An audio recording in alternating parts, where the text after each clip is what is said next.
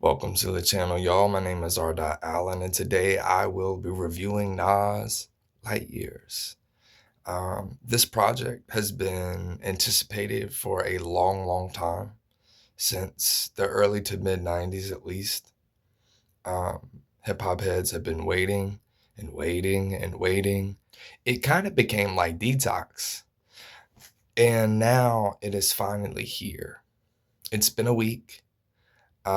We've had time to digest. We've had time to listen plenty of times. I don't like to review anything without listening several times. Uh, in different headspaces, different physical locations, even, I think, do contribute to how we perceive music, how we take it in.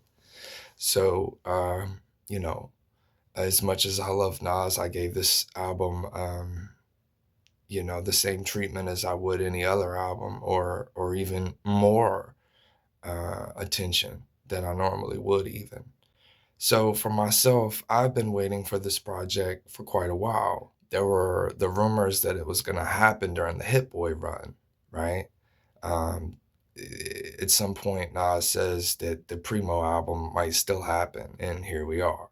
It was anticipated for a long time. DJ Premier being one of the top producers of all time, contributing to Illmatic on 3 songs and several historically great songs for Nas throughout his illustrious career. Um, we knew that their chemistry was there. We know that Nas has been writing at a very high level and prolifically at that since the Hit Boy run in particular. He's been on a feature run this year, particularly during the Mass Appeal run. So on a lot of people's mind was, how is DJ Premier going to perform? Is he going to be the DJ Premier that we know? The narrative about DJ Premier not being as good as he used to be has been floating around for a while now. And I do think that people were right to ask how his production would sound coupled with Nas's lyricism, particularly since Nas has been rapping at a high level. We don't want to do him a disservice by giving him lackluster production. For myself, I didn't want a whole lot from this album. I made a short about, my 3 wishes for the album. Um, the one that sticks out, I will get to a little bit later, about a sample that wasn't here. So with the expectations being pretty high, but also people being hesitant, I really didn't know what to think going into this album. I was hoping for the best, but I wasn't sure. Um, I understood the risk factor going into an album like this when you have material that has been at the level that some of their previous work. Um, it's hard to live up to that. I do think that's why we never got Detox. I think the expectations were just too high, and I think Dre realized that, and him already being a perfectionist, just became too anxious about the project in general, and it just never come to fruition because he was never going to be satisfied, because there was nothing he could really make that would truly satisfy everyone, um, and I think meet those expectations. So upon first listen, I felt that a lot of my expectations were met. However, swirling around the internet are many rumors, many theories about DJ Premier just not being what he used to be, right? I think that it is unfair to question DJ Premier at this point in his career. I think it's also unfair to question Nas's approach to beat picking after he proved with Hit Boy that he can make cohesive albums with good beats, good instrumentation, with a single producer. He's proven that he can do this. I think that what we see going into this album is, first and foremost, there's a vision. There is a cohesive early 90s style of production and content matter running through this album. I think people's expectations for this album Many weren't met because they were expecting the polished version of Premiere that we got later on in his career, not the early style of production that we see recreated here. This is to me very reminiscent of Return of the Boom Bap and some of the J. Rule the Damages stuff. I mentioned this before. I think that uh, many were looking for the polished primo sound that we came to know, and there's not a lot of that here. This is a little more raw. It's much more subtle and stripped back, minimalistic. And it really is an homage to a different era of hip hop, an early 90s era, and even pre-Illmatic era, you could say. And maybe this is the album that Nas and Primo would have made in 92, you know? I do find that this album is a little bottom heavy. I think the album opens up strongly, but not as strongly as it could. An interesting line on the first song that says, already a classic before you heard it. The spoiler was on my feature verses. I think this is a double entendre. I think that he's saying, first and foremost, there are no actual features on this album aside from AZ, which is one of the notable takeaways from Illmatic, probably. And especially since AZ on Life's a Bitch had arguably just as good, if not a better verse than Nas himself. This is an historically great verse by AZ, and they have worked well together um, throughout Nas's career. So I think by him saying this, he's alluding to the fact that AZ is the only feature. Also, I think alluding to his own features on other people's verses throughout the year, saying that we knew he was sharp coming in and that he would display a very high level of lyricism here. And he did do that. I think in the opening tracks, he performs well. I do think that the production is a little underwhelming. I think Get Ready is better than the opening track, but then we get into New York State of Mind 3, which I don't care for so much. I do think it is the most out of place song actually on the album. I think that because the Billy Joel sample was never interpolated, I think this really takes away from what the song could be. And I know that they said in the interview that there were some issues with Billy himself, and that was the best they could do for now. And they just took it and used it, as it is. But I would have liked to have seen it chopped up. I think we all would have liked to have seen it chopped up. And there is no Donald Byrd sample, and there should be, in my opinion. Um, 1 and 2, New York State of Mind, had it. So I feel like it was an injustice not to have it, actually. But as the song ends, you realize it's not that bad of a song. It's just not necessarily a great New York State of Mind entry in the trilogy itself. We do see pretty early on that DJ Premier's affinity for great bass lines is still here today and present as ever. There's some great bass lines all throughout this album. I really like the bass line on Get Ready. Writers, Third Childhood, and It's Time all have great bass lines as well. And there is the really cool flip of the Steve Miller Band sample, the Fly Like an Eagle uh, sample. So, I thought it was cool that he used that. He could have even used maybe the Seal version, and he didn't. He got this, he got the Steve Miller Band version, and I think that's appropriate. Nas, from the get-go pretty much is displaying a high level of lyricism. He still talking about being really rich and making a lot more money than he used to, probably. Mr. Cryptocurrency, Scarface, and we do notice that though the lyricism is at a high level, the production is a little different than what we got from Hit Boy, which was a lot more polished and the sounds were bigger, and this is a lot more stripped back.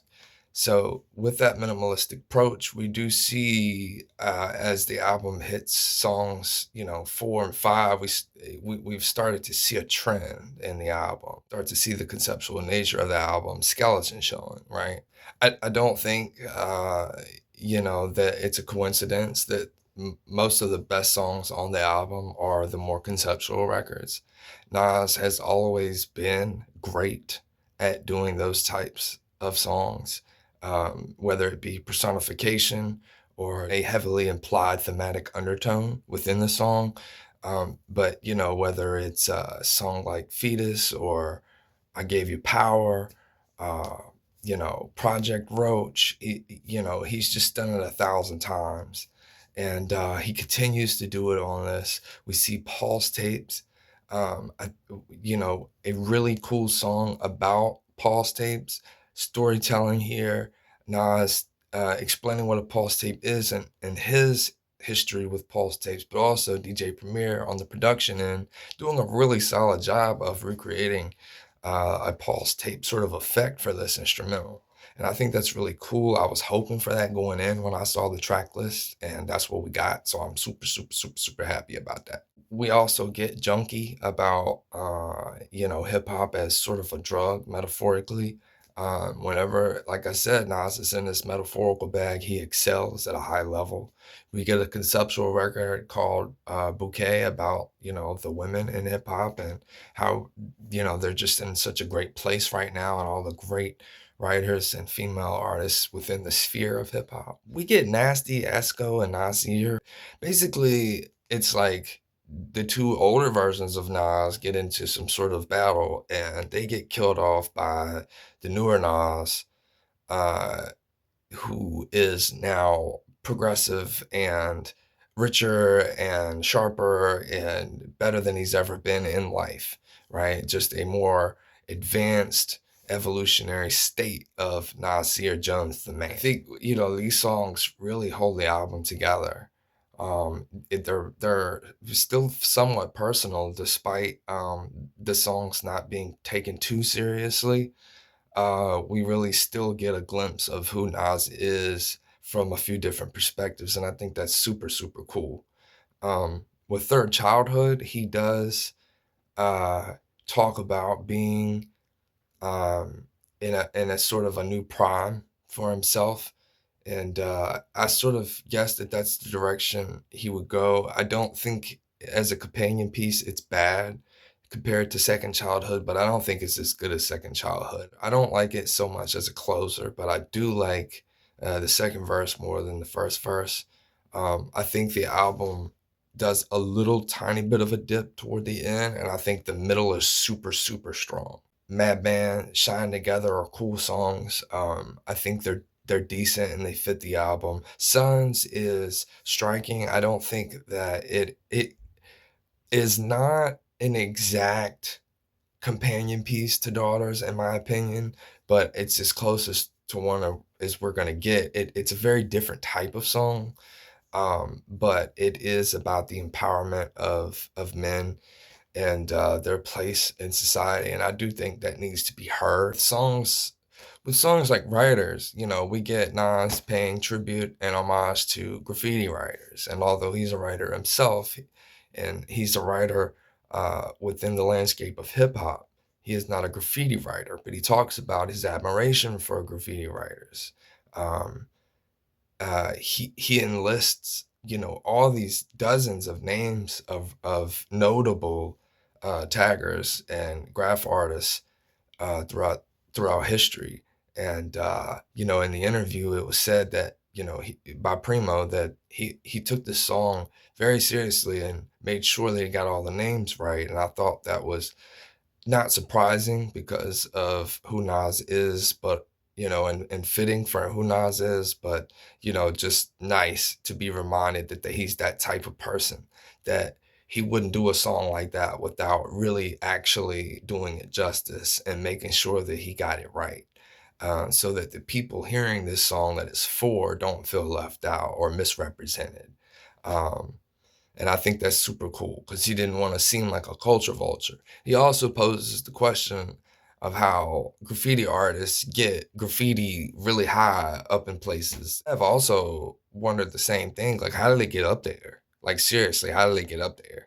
I really like that Nas shouts out Sasha Jenkins on this album because when Sasha Jenkins passed, I don't think that it was covered enough, and he is a really, really, really important figure in hip hop history, graffiti culture, all those things. And I like that Nas was present enough and mindful enough to include him here as well. I think one of the things that a lot of people with this album were wondering is how's it going to measure up to the Hit Boy series? And I don't really know how to answer that.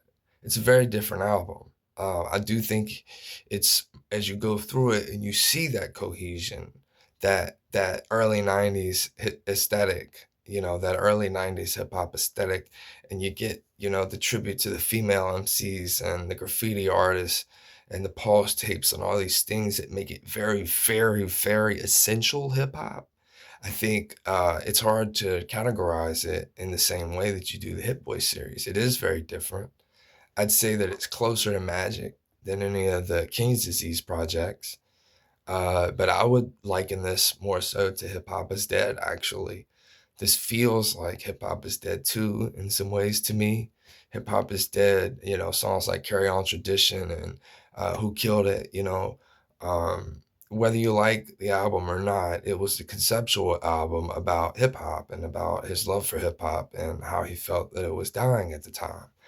And while hip hop is alive, and DJ Premier even said that they thought about calling this Hip Hop is Alive at one time, which I found funny because I didn't know that until after I made my last short where I said I thought that this sounded a little bit like Hip Hop is Dead also.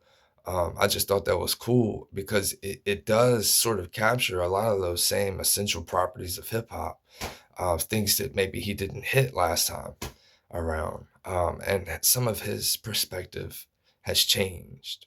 I saw years ago Nas was talking about, how he used to get on, the trap artists or maybe the club artists and some of these artists that don't take the craft that seriously. And he was like, look, I used to call them out and say, you're not lyricists and you don't care about the culture and this and that. But then I realized, like, originally the music was in the parks for people to dance to, for people to vibe with. And it wasn't always political or super serious. So just seeing his perspective evolve over the years, and this, even though it sort of feels like hip hop is dead too, it feels like an evolution of that. Also sonically, I think it doesn't fit anywhere in his catalog super well. I mean, it's dusty in places, kind of like Illmatic, honestly, but because it's primo, it does have a different aesthetic than we're used to seeing. Most of his albums have had multiple producers, except for the Hit Boy Ron, you know, and I feel that this was a really interesting experiment. Do I think it's a perfect project? No, but I think as you go through the album, you realize it's a really good album. I think that First Impressions last the longest, and I think that the opening couple tracks could have been a little stronger. I think that New York State of Mind 3 being a letdown for a lot of people hurts the album. I think if you just, especially because it's the third song, right? If you just make that a better song, like if you make it as good as 2 even, you've got a better album already. But, I don't feel like they hit that one out the park. That's just me. But I do feel like overall the album, because there is a vision there and you can see that it is hip hop history. I like the minimalistic approach.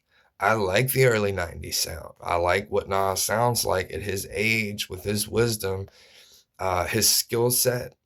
Um, Combined with that type of production, it's an interesting pairing. It's an interesting piece of music, in my opinion.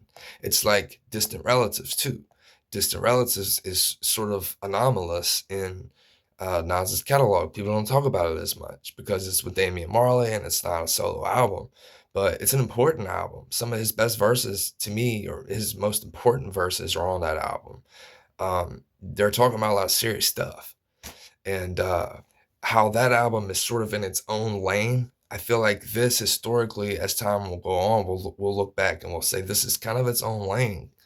It's like Hip Hop is Dead or Distant Relatives or even Lost Tapes. It's like its own thing, right? Stillmatic and Illmatic sort of go together.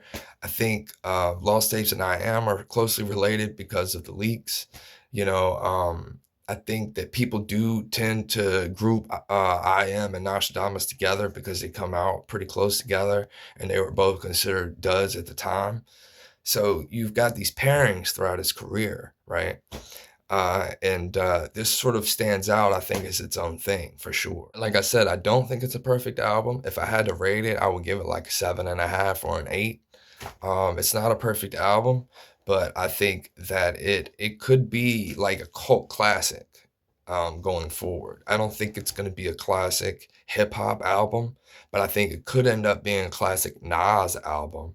And I do think it could be one of those cult classic albums that not everyone is on board with, but the people who love it are just so fucking invested in it that it can't escape getting re-released later or like some sort of tribute or something, because I do think it's an historical document. It's Nas and DJ Premier after all these years. We got it finally, right? So I do believe that the album succeeds in most areas. I think that Nas rapped on a very high level. I think DJ Premier's production matches what the album called for. I really do. Is it exactly what I was expecting? No. And is it exactly what I wanted? No. But I think it works because they know hip hop and they understand that era that they're trying to recreate while still giving it a sort of contemporary aesthetic or at least glimmer and gloss. As a final takeaway, I'll say this. This album is a this album is an important piece in Nas's catalog for real Nas fans. If you're a true Nas fan, I think you will love this album. I see a lot of discussions on pods and individuals talking about this album. I see the majority of really hardcore Nas fans do like this album, but a lot of casual hip hop fans are not feeling it as much. A lot of Jay-Z fans are like, yeah, see, that's the type of shit I don't like. But that's how people feel. That's how people feel. Everyone's entitled to their opinion. But I enjoyed this album. I think that it starts a little slow, but it picks up. I think it maintains its consistent thematic undertone, being the recreation of that early 90s boom bap aesthetic uh, and paying homage to hip hop and its roots. I think that Nas raps very well. I think Primo's production matches it well.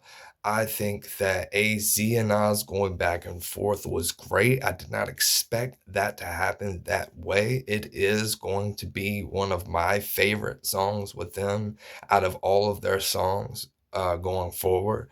And that's not to take anything away from songs like Lice a Bitch or Phone Tap or whatever. I'm not saying that it's even better, but this is in that conversation for me. I love the going back and forth.